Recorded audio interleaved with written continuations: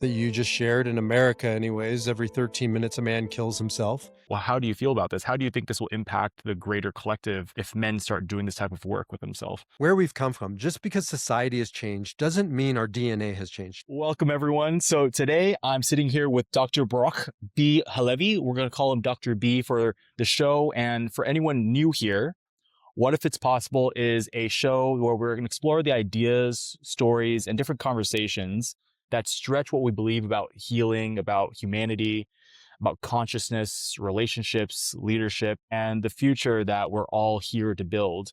So it's a show for anyone who's ever looked at their life or the world around them and really wondered, what if there's another way? And this conversation is going to go really deep into one of those questions of human beings and the reason why we keep going. Dr. B here is a man of many traits. Logotherapist, he's an ordained rabbi, he's a men's guide, he's an author, and he's the founder of men's peer groups. And he's, for over 25 years now, he's walked men through the crossroads of midlife, purpose, grief, identity, loneliness, meaning. And uniquely, his work is rooted in the tradition of Viktor Frankl. So very, very interesting. I'm super excited to have you on the show. Welcome, Dr. B. Hey, Jimmy, thanks. It's an honor to be on the show, and we'll make it even easier for you. And it can be just B, the letter B. How easy is that? No doctor. Wow, it's the epitome of easy. Thank you so much. So B, your work, it's so many different categories, but I think the one area that really stood out just so much to me is I did a Google search on the issues that men are facing right now. And literally the first thing that popped up when I looked at this was that about 75% to 80% of all suicide deaths are men. And I would love to ask from someone who is very enmeshed in this work, what is going on? What do you think is happening out there to men right now? Man, you just cut right to the core of my being. That's my life purpose. I started a nonprofit called the 13 Minutes Mission based on the statistic that you just shared. In America, anyways, every 13 minutes a man kills himself. It's actually higher in some parts of the world, but let's say 13 minutes. And my mission is to push that back 1 minute. If we could do that, that's 2,888 men who would choose to live this year. And there's a reason, because 80% of all suicides are men. So that's, 4 times as likely as women in some demographics, but up to 17 times more likely in other demographics like 70 and up. So we have a silent epidemic. Almost nobody knows this statistic. Almost very few people are addressing it, dealing with it, I think, in effective ways. How do I know that? Because the scoreboard, every 13 minutes a man kills himself. That's a terrible statistic. And the why, well, I think that's going to take up the rest of our show. Okay, interesting. Like you left me with a little carrot. I'm like, okay, interesting. Why B? what, Okay, here we what is go. I try, like, look, Jimmy, I try and pause because I'm a recovering rabbi, and I'll just keep talking right over you and through you and around you. So I'll pause every once in a while, and you tell me to keep going, but I can keep going forever. thank you. Here, look, there's no why. There's no single point reason. I can tell you some of the things I've both seen and experienced. I wrote a book recently that came out called The Guy in the Glass, and it's addressing this topic, but it really is personal to me. My father killed himself. My grandmother killed herself. Supposedly my great grandfather killed himself. So, it's personal. I've been guiding men through the crossroads, all kinds of crossroads, for the past 25 years, as you referenced. And the only common threads I can find are: number one, loneliness, and number two, meaninglessness. When a man loses his meaning, his purpose, or as I call it, his why, it's the beginning of the end. It may not result in explicit suicide, but a lot of men are above ground and they're basically dead. They're sleepwalking through their life. There's also passive aggressive ways to kill yourself, like alcoholism and overeating and 1,000 other ways. So whether it's explicit suicide or whether it's passive suicide or deaths of despair, as we call them, I think it comes down to loneliness and meaninglessness. Wow, you hit on some really deep stuff there. People who kill themselves, I feel like they don't want to live. But what you mentioned with alcoholism, all those other things, I feel like there's also a huge group of people still that don't, it's not that they don't want to live, or no, one who does wants to die and the other doesn't want to live anymore, and they are finding a way to stay alive, but they aren't living. They're just kind of using alcoholism, all these things to just kind of creep by the day. um And both do it's damage. I mean, whether you actively kill yourself or passively kill yourself, they both have consequences. And I'm not sure which is worse, honestly. My father hung himself 20 years ago. It was tragic, but it was, and I don't wish this upon anybody. And I wish I could take him down from there and keep him alive, but I can't. But it was definitive. And he, didn't feel like he could carry on and uh, live a life of meaning and purpose, which I would disagree to my dying day. But the bottom line was I work with some men who've been alive for the past 20 years and doing tremendous damage by the way they're living. So both have consequences. Yeah. B, thank you so much. I just want to say thank you for sharing so vulnerably this information about your family and like it's driven into your purpose now, it seems. It's a sensitive topic. Is it comfortable for me to like ask you more about it, or It's uncomfortable for me not to talk about it. okay, I don't know how you feel about swearing. I have a truck driver mouth, which was a job hazard when I was a rabbi.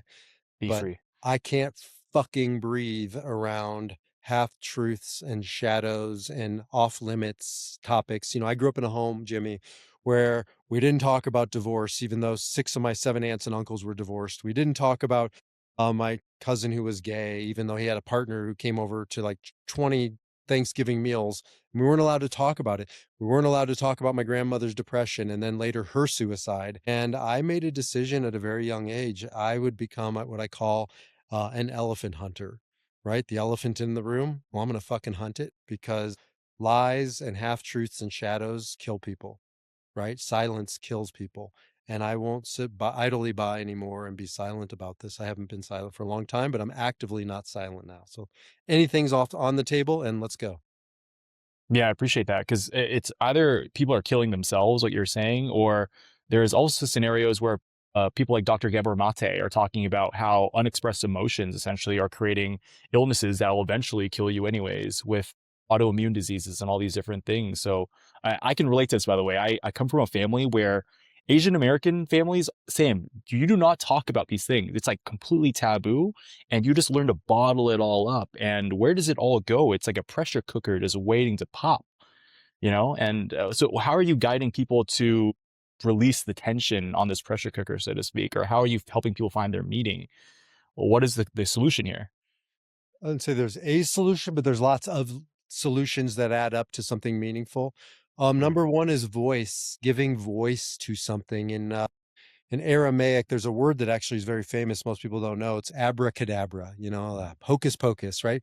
Most people don't even realize what it means. Avra means I will create kadabra as I speak. And, that's still the hangover Jewish rabbi piece in me of words are the ultimate gift, and used well, they can construct, and used unwell, they can destruct. And we have to give voice to these things just to, my work now as a men's therapist, a men's coach, a men's guide. My number one job is just to sit and create I call brave space for men just to say hard things, say things they've never said before, give voice to the shadowy parts of themselves. And then our job, whether you're a professional or you're a friend or a lover or whoever, is to hold that. Can you hold that container for a man to say the dark, difficult things? Because that's the pathway of healing, of redemption, right? The moment you speak it is the moment you begin to heal it. Well, there is a really key sentence that someone told me once. It is, you have to feel it to heal it. And it's immense. If you don't mind me talking about myself real quick, I Please. actually held a men's group when I was living in Honolulu, Hawaii. And I was surprised by how many people were showing up to this brand new group that was formed, and how many men came to those meetings with something really heavy, like almost always that they were carrying. And on the surface, though, these people, I knew a lot of these people, and you would never, ever guess anything was wrong. They were so chipper, so happy, all of these things. But like deep down, there was like these feelings and this like heaviness that was waiting to be expressed. And is the key just people getting together and talking about it, is meeting with a professional like you to share it, or is it something deeper than that? It doesn't have to be a professional, but it has to be an intentional or conscious space. I grew up in the locker room vibe, in sports and whatever. And that's not the type of conversation we're talking about. That's not a brave space. It may not even be a safe space. I talk to guys all the time who say they have friends, and then we're talking about a very difficult issue, bankruptcy or a divorce or whatever. I said, "Do you talk to your friends about it?" No, we go golfing, we play poker, we watch games together. Well, what the hell's a friend, right? That's a acquaintance. A friend at the deepest level is somebody who can hold space for you. A real community isn't just guys you have common interests with. A true community is men or people you can have meaningful conversations with. So it doesn't have to be a paid professional, but it does have to be an intentional, conscious space, or else my experience is we're just recreating the same shit that got most of us here in the first place, where it's posturing and it's talking on the surface and it's joking and it's sarcasm. And that's the stuff that makes a man shut down. And we got to really defy that, I think, as men and as a culture. Yeah, you're hitting on some it's potent stuff. How does one create a safe space for themselves or for someone else as a man? Because I feel like a lot of people don't know it's such a this is a new area for men. This is a new fucking area. A lot of people have no idea how to navigate this. They're kind of like, do I read more books about this? What do I do? Like, how do we create this space?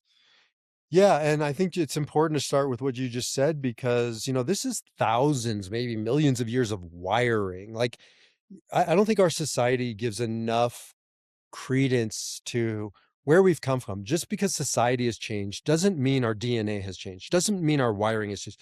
Now, I say that explains it. It doesn't excuse it. Why, if a woman is watching this, why your husband and she complains about him, guaranteed, whoever she is listening right now complains that he doesn't communicate enough, right? He doesn't use his words enough. I hear this all the time when I used to counsel women. And partially I say because his wiring it's not wired for that. Again, doesn't excuse it, but does explain it. And if we can explain it, we can start to address it.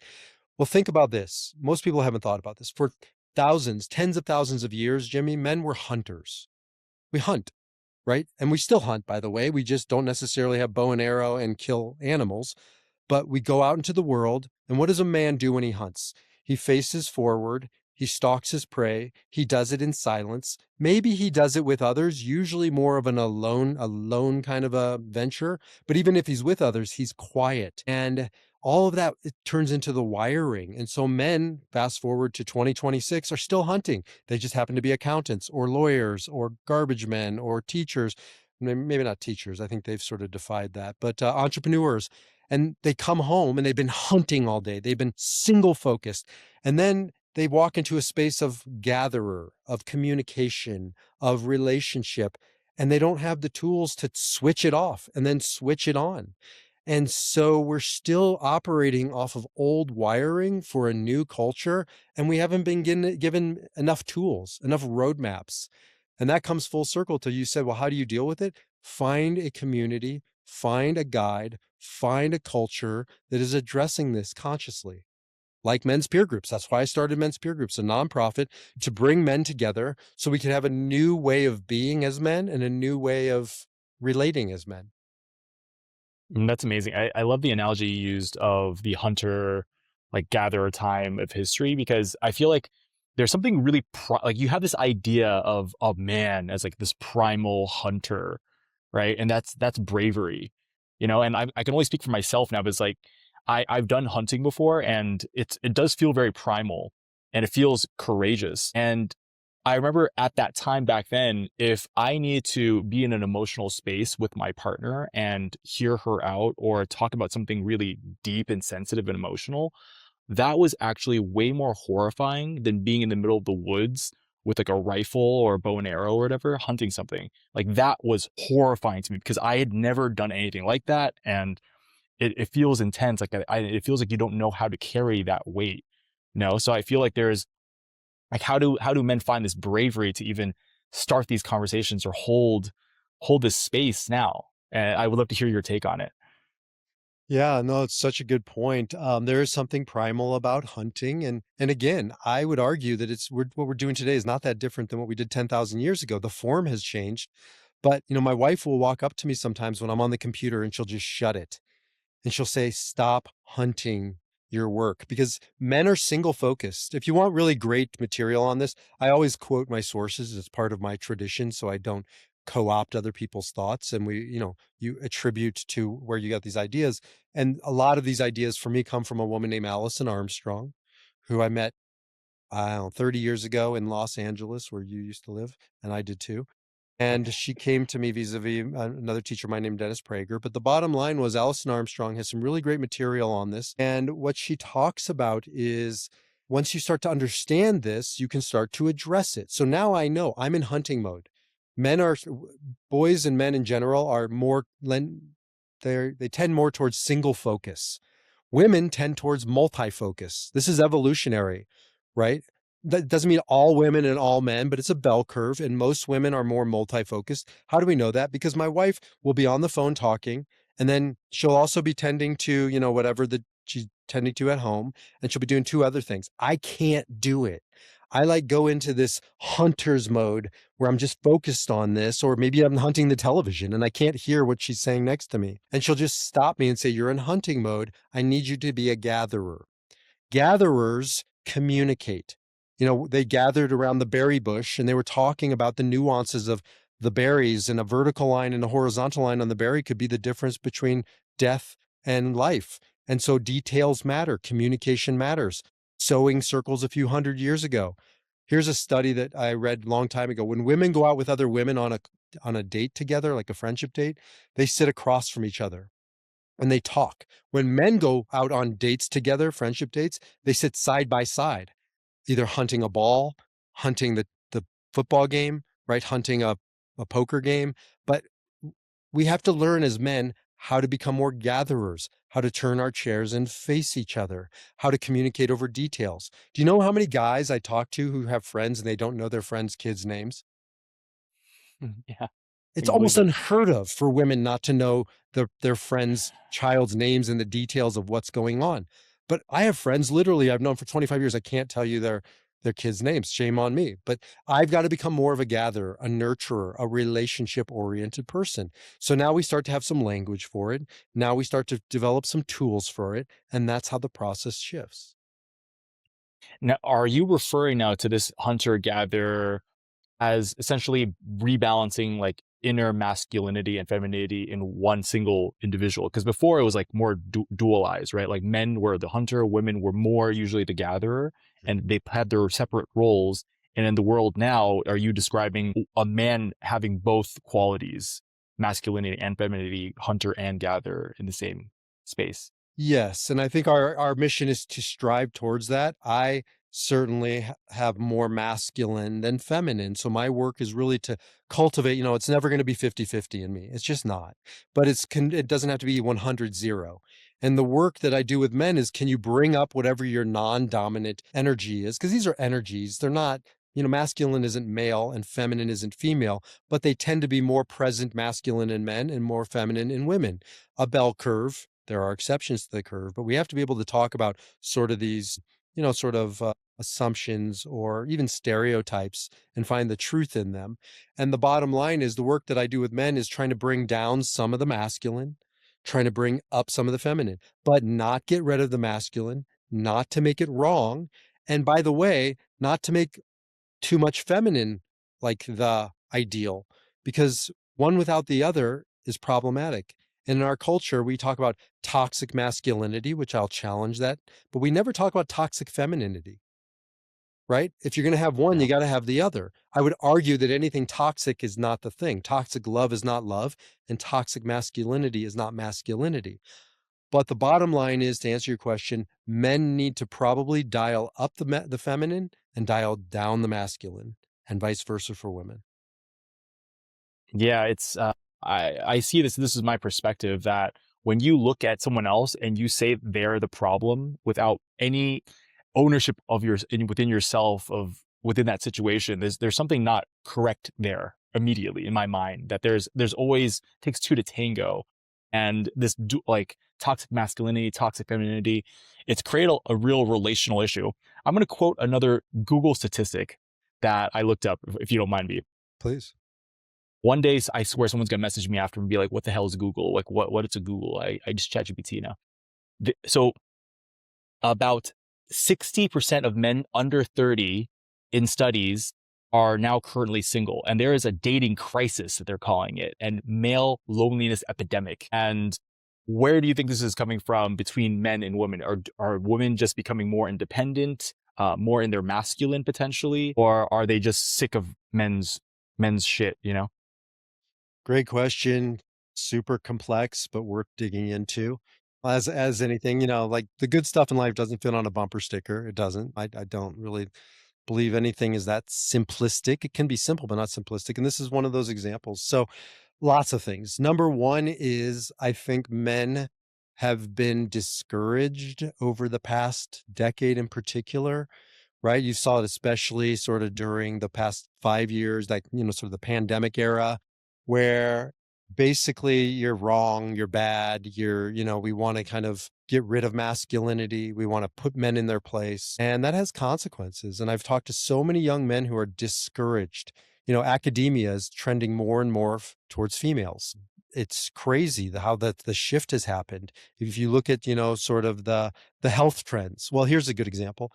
I was told if I'm going to raise money for a nonprofit, don't bother with men's mental health. Nobody's interested in funding it. Women's mental health, yes, but men, they've had their time. They've had their day. That's what I was told multiple times. It's a lost cause to try and raise money for it. Nobody cares about men's mental health.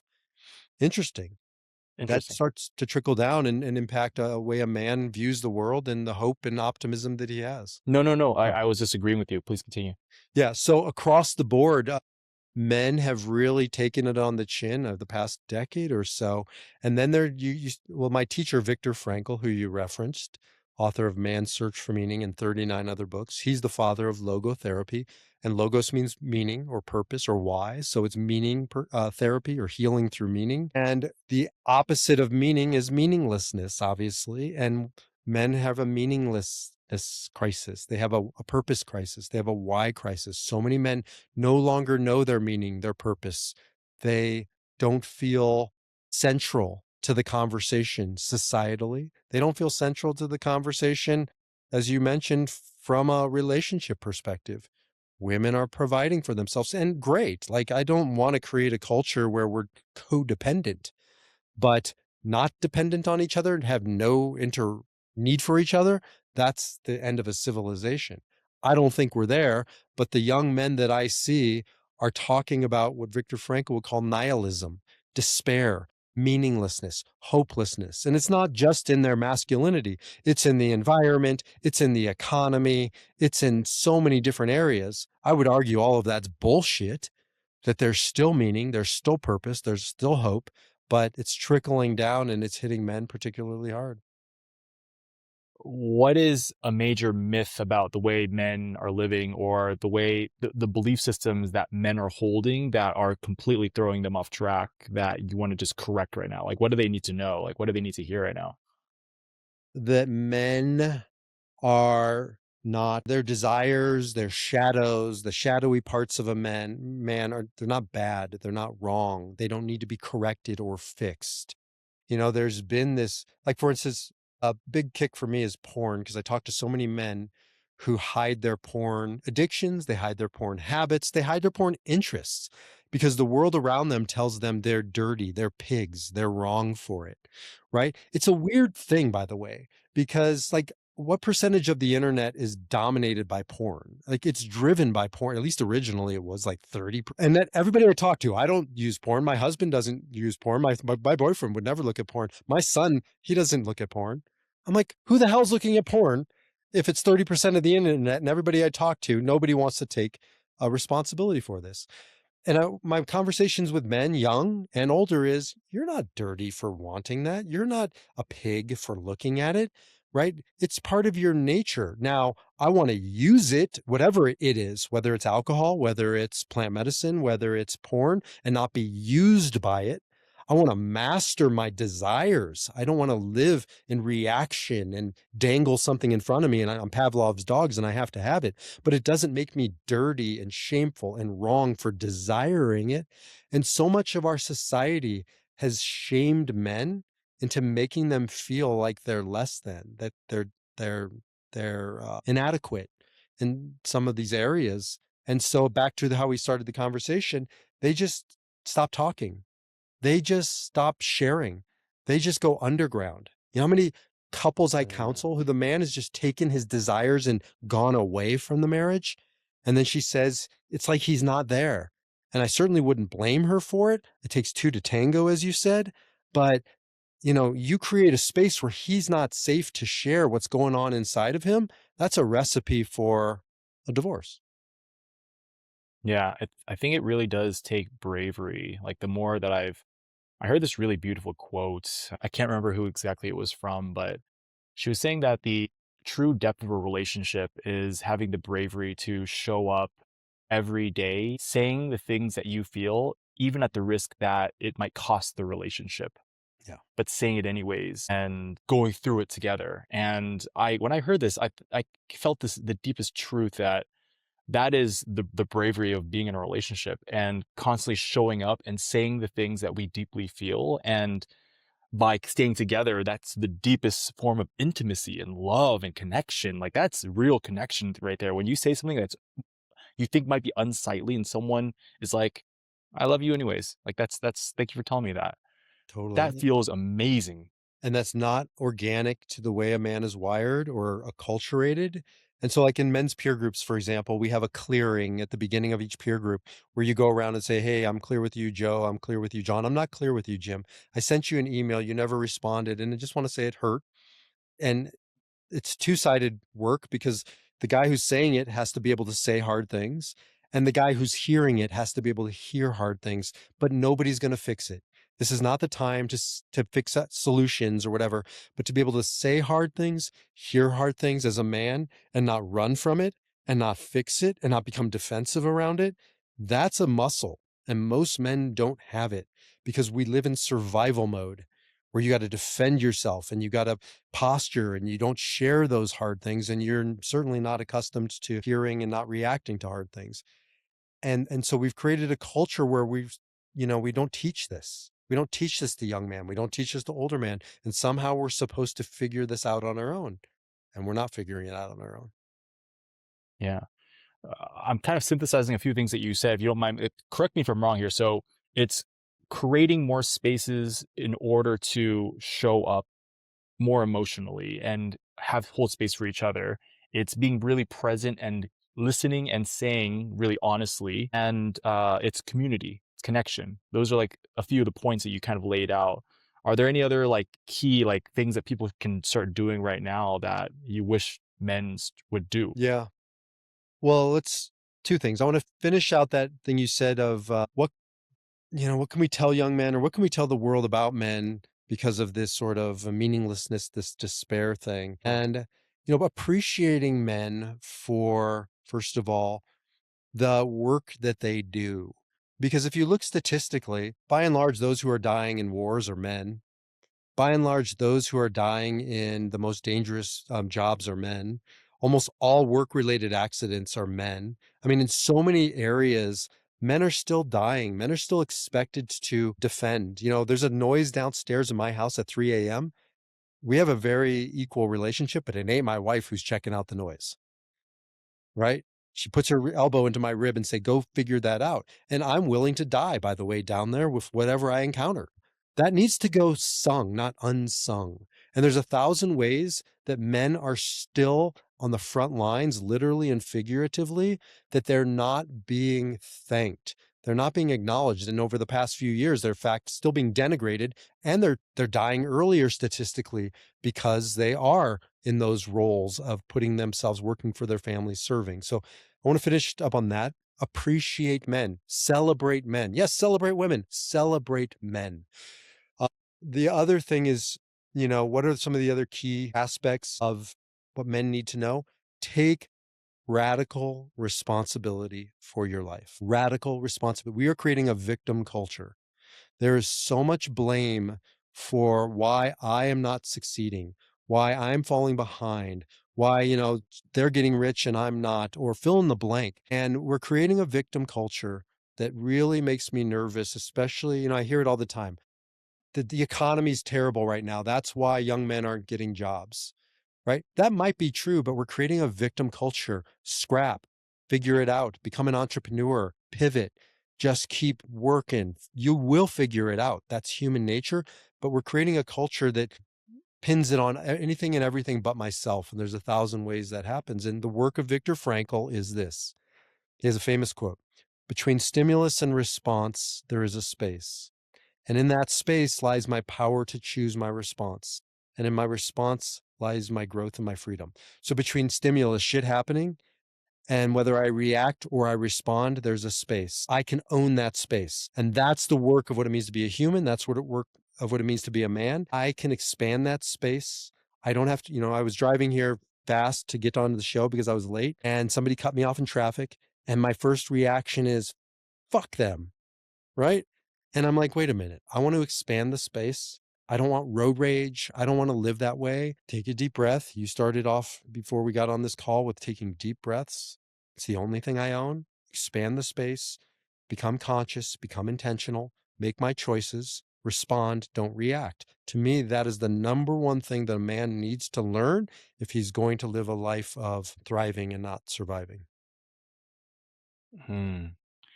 Yeah, you hit on a lot of key points here where a lot of people say, I want to feel all of my emotions. I want to like allow me to express all of my emotions. And when I hear that, it becomes almost an excuse to just react emotionally rather than truly have a controlled response. And there's a really big difference. I think I just wanted to say that out loud since you brought it up because I see a lot of people say, oh, like I'm just expressing my emotions. There's a difference between expressing your emotions, but actually taking a second to say, how do I want to allow this to flow out of me and not just allow it to just dump out at whoever is next to you or be angry or have a violent outburst, you know?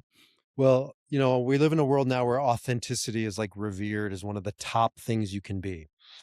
But here's what a teacher of mine, Dennis Prager, says. It's true, authenticity has its place. But if you hang out with me and you don't shower for a week, I'm going to ask you to take a shower or put on deodorant. And you're going to say to me, but this is my authenticity, right? And I'll say to you, your authenticity stinks, right? Body odor why is it my problem? I'd like you to be a little inauthentic and wear deodorant. Well, the same is true with your emotions. I don't want your authentic emotions. I want you to grow up and filter them and share what's mine, but not dump what's not mine. Right. And so we live in a world right now that's dominated by emotions can never be wrong. Of course they can be wrong, just like anything can be wrong. Right. Your emotions are yours, and your work is to sift through them and find what's true and harness them for better action. And that's my point. That's masculine, by the way. Masculine is more action oriented, not male. It's an ancient, I'm a spiritual seeker and teacher. And in spiritual traditions, the masculine is usually identified by a line, an arrow, like that circle with an arrow, the phallus. It's a moving forward. It's a doing, it's a achieving. And the feminine is usually symbolized by a circle, right? Like the circle with that little T on it as the feminine. And that's really the circle. It's a mirror. And the circle is about relationship. It's about being here in the present and communicating. And the masculine is about going forward into the future. And we need both, right? But feelings are feminine. They go in circles. They go around and around, and they have their time and their place. And I want to cultivate that feminine, to be able to be in a meaningful conversation with you. But I also want to be in my masculine to be able to go out and effectuate change and accomplish and do and create. And we need both of those. And we've been living in a world that says, one is better than the other. And I believe the work that we're all here to do is integrate those energies, masculine and feminine. No. I know we've been talking a lot about men and their purpose and their meaning. How do women fit into this whole equation now? Like is like for all like the female listeners, like the feminine listeners out there, what is something that they can do to help with this epidemic, or like what's something that you want them to hear at the risk of both of us being canceled for this? Let's talk about it. Uh, you know, if we get canceled, that's part of the problem, not the solution, because I am not, this is not a zero sum game. I am not suggesting promoting men at the exclusion of women. I'm married 27 years to a woman who's a shaman. All she's about is divine feminine and teaching that to women. So, I'm very well aware of the significance and the power of the feminine, the divine feminine in relationship with the divine masculine, with masculinity. We need each other. We need both. I'm raising 4 kids, 2 boys and 2 girls, so I get it. And a strong feminine is the key. So to answer your question, here's the number one thing. Don't excuse your man, your brother, your father, your husband's whatever behavior. Don't let them off the hook. Well, they're just a guy. They don't communicate well. That's the way he is. Bullshit. My wife has raised the bar on communication and what she expects of me. If I was a bachelor and I didn't have kids, I would still be a caveman, like speaking in grunts and, body sounds, right? She's helped me see that communication, abracadabra, I speak as I create, that I need to do more communicating. I need to communicate about the details. I need to be more present, be more in the moment. She has raised the bar. She didn't lower the bar or let me stay at this low bar. And I do believe women are more naturally inclined towards relation and towards communication by wiring. I can't bring forth life, right? Like my wife, brought forth 4 human beings out of her being. I do believe she has a more organic, natural rhythm and connection with relationships. So she has really helped me strive towards that bar. And I hear this a lot with women who are frustrated with their husband, usually when I'm counseling women. And he's not communicating enough. He's not present enough. He's not emotive enough. I need more of his heart. I need more of his soul, not just of his bank account. And that is where women can do shine. And I think that they can raise the consciousness of humanity by bringing men up. I love that, man. And I've experienced this myself. I think we don't want to be codependent, like you said earlier, where we rely on this. Like, I think a part of it's our responsibility, but women and men have their unique strengths, and just two different people have their own unique strengths. And sometimes when they come together, you kind of skill share, if you will, like with between each other. And I feel like that's how both people grow. Like that's expansion. If you are really deep in your masculine, you're really will have strong willpower, but you have a hard time communicating and emoting and sharing with others. And both people kind of balance each other in that way. And I think women also are able to gain from men in a reciprocal way as well, like through that experience. If going from that, so just like helping to lift men up, and is a man's purpose to you, like what is that purpose? Is it purely to be in a relation with women and have a family, or is it something much grander than that? Is it specific, or is it a whole realm of things that it could be? Yeah, you asked very good and big questions. So again, never easy answers. Sometimes it's a male, female. Sometimes, more often than not, it's just kind of a human thing. Viktor Frankl would say that there's no meaning of life. There isn't. There's meaning of Jimmy's life, right? Jimmy has his unique meaning that there never was, is, or will be another Jimmy, and only you can fulfill it in this lifetime. And so there's the meaning of your life, and we got to dig into like what that is, but that's a macro. And most of life, in my experience, is lived in the micro. So there's the meaning of this moment in your life, right? And the moment in this phase of your life. And I think sometimes people resort to the macro because they're afraid to deal with the micro. I hear this a lot with the economy. I hear it a lot with the wars. I hear it a lot with the environment. And you know what? I counsel people all the time whose marriages are falling apart. To this day, in 25 years, I don't think I've counseled a single person whose marriage is falling apart because of global warming, Hmm. right? It's falling apart because he's not communicating or she's not reciprocating or whatever it is. And so we really got to steer clear of the macro. And the same is true with what's my why? What's my purpose? right? Sometimes it becomes so big that we just can't even begin to scratch it. And Viktor Frankl would say, at the end of your life, you can look back as a retrospective and really understand it. But while you're in it, figure out the meaning of this moment or this chapter. And so that's evolving. There's a through line, I think, for most people, but it does change. So I don't think that really answered the question, but I wanted to kind of like just think about it in a different way. Because one thing I hear oftentimes is, I talk a lot about what's your why, and people walk away saying, I don't know. I don't know where to begin. And I will say, start where you stand right here, right now. I know about Jimmy very little, but I do know one of your meanings, your purposes in this lifetime is to bring people into the show, to open up a conversation, to somehow communicate an expansiveness, a possibility. What if it's possible in the world? Is that fair? Yeah, absolutely. In this moment. It's part of your why. I can feel it. And so like just dig into that, build from that, right? And that's what I do with men all day, every day is I help them figure out what's your why in this moment? What's going on in your life that you feel called to put your attention on, to master, to share with the world. And once you have that, you have a foundational stone, right? And you can build on top of that. But where people get, you know, they lose their way is it just becomes too big and they don't know where to start and they shut down and they end up on the couch watching football and eating potato chips and numbing themselves. And I think that that's a big mistake. Yeah, I think sometimes some of these big questions about life, when it becomes debilitating or it becomes a place where we just can't move from it, it's no longer a useful tool to even think about if that's what's happening to us, you know? I would say one thing for sure that every man listening, every person, women know this more. Again, women are better suited at some things.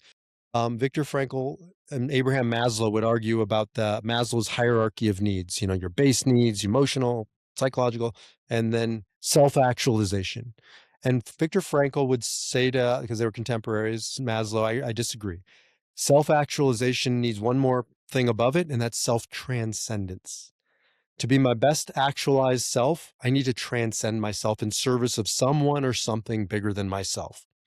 And I would say that that is one of the biggest things to those 20 somethings that you were talking about earlier, or the 70 somethings, 80 somethings, and anywhere in between, especially men. Transcend yourself, be in service. It can be your spouse, it can be your family, it can be your dog, it can be your cause, whatever it is. When we become self absorbed and self focused, right, we start to implode. And the number one thing I believe men can do is transcend themselves in a cause or someone bigger than themselves. Yeah. The when you touch on that, it seems that there is a key thing that needs to be fixed at the not fixed, but just worked through at an individual level for men. Right? Like finding your meaning, finding your purpose as an individual. Because right now, what I'm seeing is an individual, there are a lot of people that do not know how to handle their emotions. They are now, because of that anger and that grief, either they're going out and they're killing themselves, or they're going out and they're killing someone else, or doing something really harmful and passing that hurt onto everyone else around them.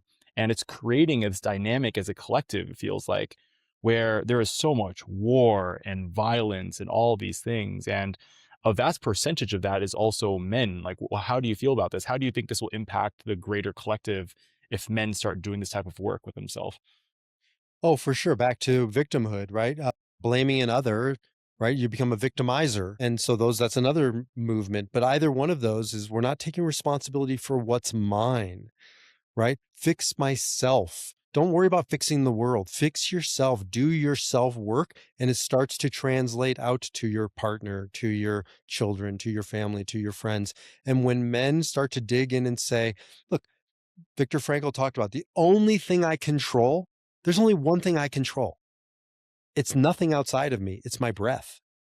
That's mine until my dying breath. I get to choose, right? If I'm in taking deep breaths, and that's really a reflection of how I'm thinking. So my thoughts, my feelings, my breath, that's mine. And most men don't think of that as their work. They think of how I pay the bills.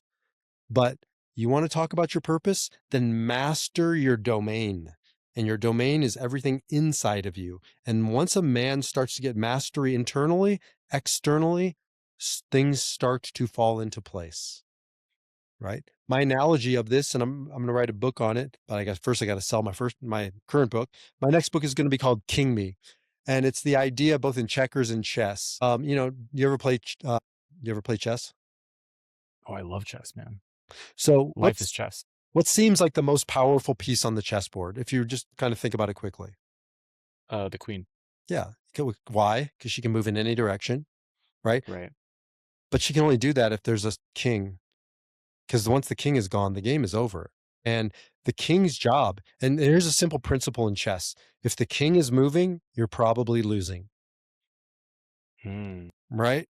And Yeah. so the king should stand still. Well, you know what? I work with men who want to become kings. And what does that mean? He knows who he is, he knows his values, he knows his why, his purpose. He's mastered his kingdom, and the people around him, including his partner, maybe a queen, maybe another king, can move freely about the kingdom. Because when I counsel men, women say to me, I stopped counseling women. They say to me, why don't you work with women? Why don't you help women anymore? I say, I do. I'm helping your husband become a king who knows who he is, who stands in values, who doesn't change, his opinions and his, way he's in the world because of the circumstances of what's going on outside of him. That is a gift to humanity. If men can figure out that and master their kingdom, that's how we stop wars. That's how we stop divorces. That's how we stop suicide. Hmm. It's so when we break this all down, if we had to guide a man on their why, and I know you said that this is a lofty question, but if you had to guide someone, like what are some, like maybe 3 guiding tips that you tell someone who has their why and they're just like kind of rolling around in it, they're not really sure what that is for them. What are some things that they can kind of root on to go through the process of finding their why and come to a conclusion, at least in that very moment? Like, are Okay. there questions you would ask someone, or like, is it a process? What does it look like? Can I shamelessly plug my book real quickly? It's called The Guy. This Go for it. Yeah. It's called The Guy in the Glass: 6 Questions to See the Man You Were Meant to Be. And it starts off by my father's suicide, but it isn't a book about suicide. It's a book about helping men figure out who they are so that when they go to the glass, the mirror, they know the man staring back. And that's really the work of a man: is, do you recognize him? Do you know him? Right? Because if you don't know him, and if you don't respect the guy staring back, when I was a rabbi, I did 500 funerals. I buried 250 men, most of whom had plenty of numbers in the bank, but they didn't have respect from the guy staring back from the glass. So what do you got at the end of the day? Right. And so the 6 questions, it's interesting. It takes place in a bar. A middle-aged guy who's just being asked pickup lines that he once asked: what's your name? What do you do? Come here often? Are you single? What's your number? How are you getting home?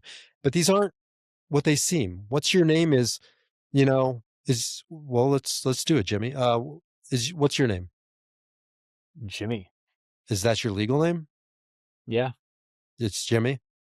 Yeah. Do you have any nicknames? No.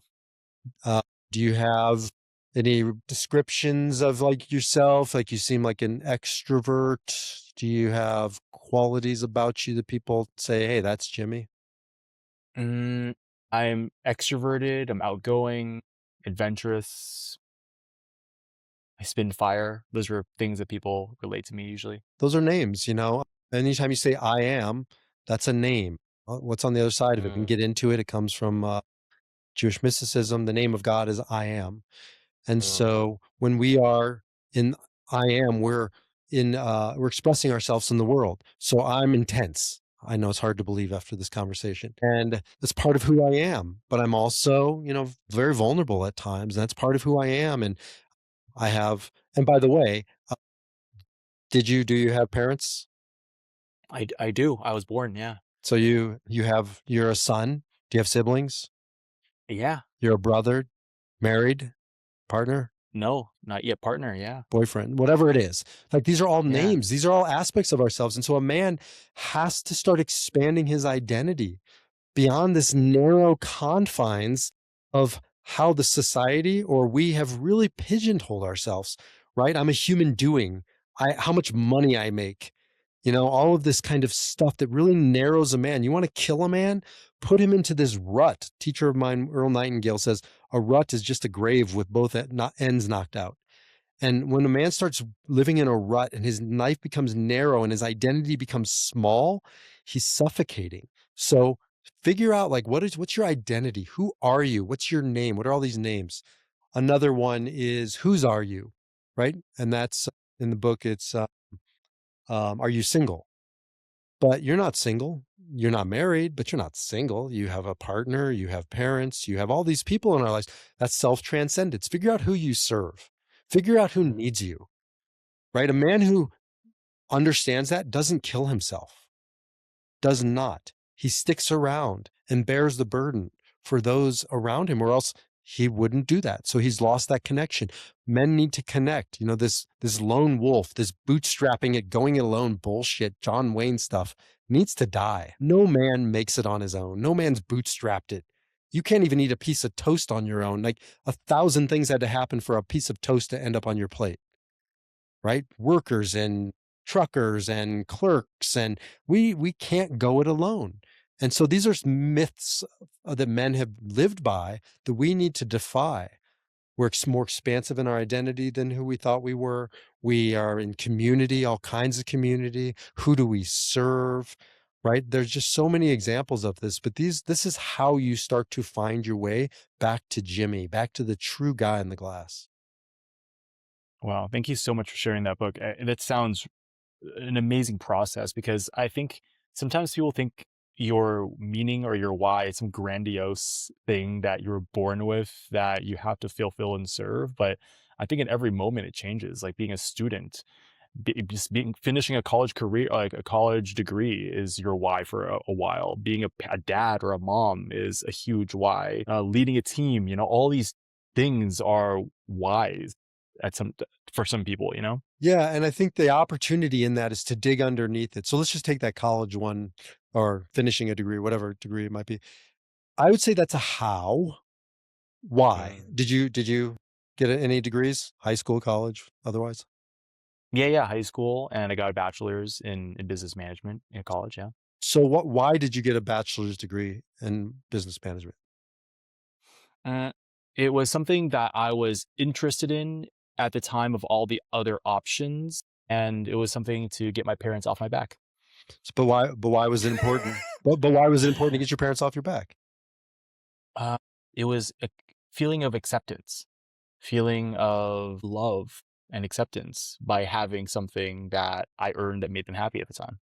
So we're starting to dig into some of the why. It just happened to be that you just defined that as a college degree. But what I heard in that was, I want to be accepted. I want to be responsible. And we could dig in a coaching call. I want to have the respect of my parents. I want to live an autonomous life where I'm not dependent on, I don't want to be a 25-year-old man living on my parents' couch, right?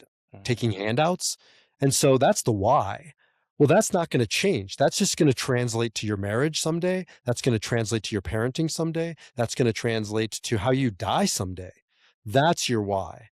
The how will change, but my why hasn't changed. I was a rabbi.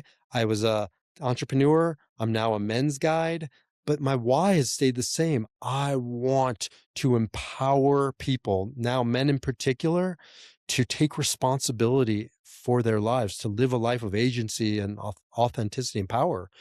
And so the form changes. The why really is a through line. And coming full circle, you said, like, how does the listener find their why?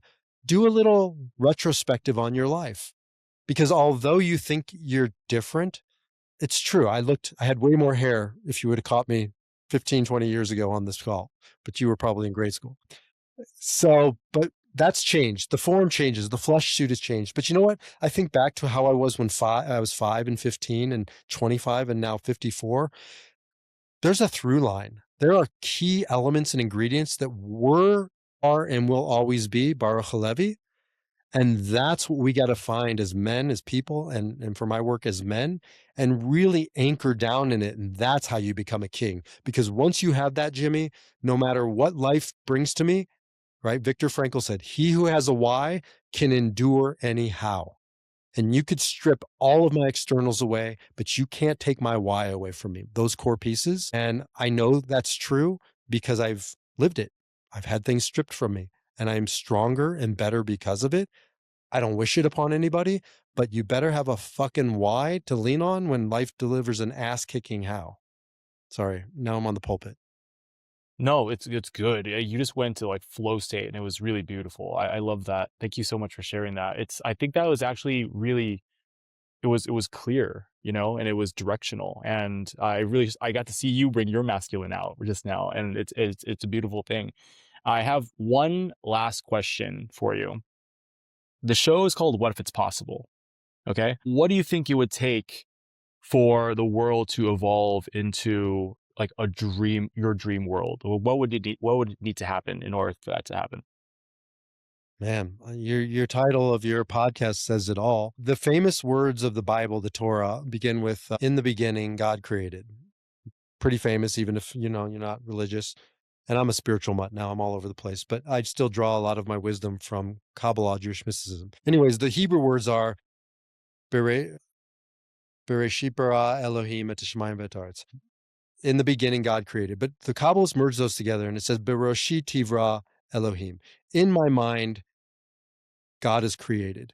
And what they riff on is that the greatest capacity a human being has been given is that Beroshit Tivra Elohim, that in our minds, we are able to create realities, right? We have, that is our godliness. That is our power. And when we tap into that, we start living a life of abundance, no longer scarcity. And because a life of scarcity is a zero sum game. I win, you lose, you win, I lose. And so we start competing. We start competing for attention. We compete for resources, all these things. When I'm in a peer group with men who are in their power, it's not a zero sum game. It's synergy. Like their success is not my failure. It didn't take away anything from me. I'm raised up by their vibrational energy. I want to be in community where people truly want to just give because it raises the vibration of the person they're giving to, and in the process, their vibration. And so, bottom line is, I think we have to get back to our power. It's not outside of us, it's inside of us. We have this creative capacity to imagine, to dream, to create that turns into words, that turns into actions, that builds communities. We got to get back to fundamentals. We got to get back to this simple idea of not just what if it's possible, but it is possible. And it starts with me. And I'm going to take back my power, my agency, as Viktor Frankl said, my ability to choose my response regardless of circumstances. That to me is how we're going to fix this thing. Man, that's the show poster right there. Thank you so much. I'm right there with you. I really appreciate you because I see it the same way, that it starts with us.